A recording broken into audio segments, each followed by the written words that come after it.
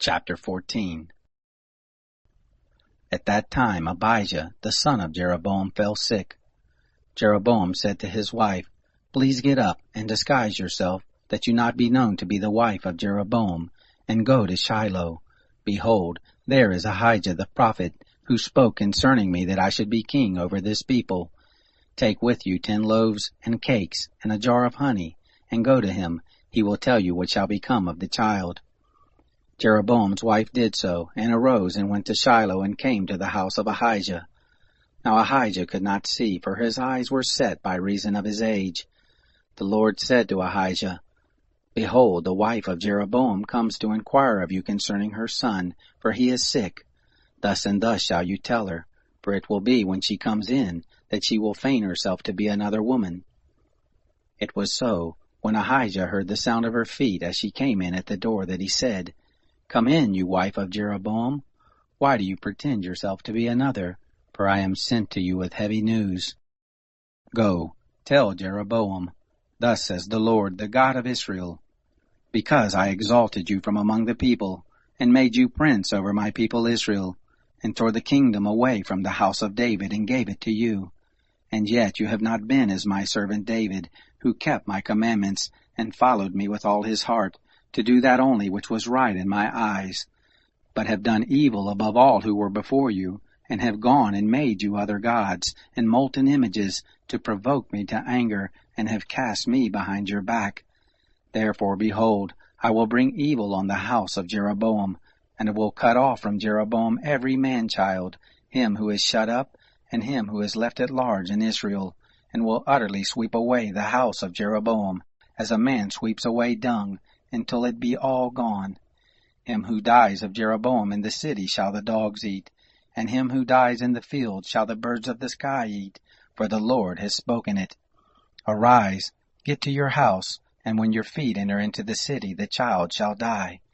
All Israel shall mourn for him and bury him, for he only of Jeroboam shall come to the grave, because in him there is found some good thing toward the Lord, the God of Israel, in the house of Jeroboam. Moreover, the Lord will raise him up a king over Israel, who shall cut off the house of Jeroboam that day. But what, even now? For the Lord will strike Israel, as a reed is shaken in the water, and he will root up Israel out of this good land which he gave to their fathers, and will scatter them beyond the river, because they have made their Asherim, provoking the Lord to anger. He will give up Israel because of the sins of Jeroboam, which he has sinned, and with which he has made Israel to sin. Jeroboam's wife arose and departed, and came to Tisra, and as she came to the threshold of the house, the child died. All Israel buried him and mourned for him, according to the word of the Lord which he spoke by his servant Ahijah the prophet. The rest of the acts of Jeroboam, how he warred and how he reigned, behold, they are written in the book of the Chronicles of the kings of Israel. The days which Jeroboam reigned were 22 years, and he slept with his fathers, and Nadab his son reigned in his place. Rehoboam the son of Solomon reigned in Judah.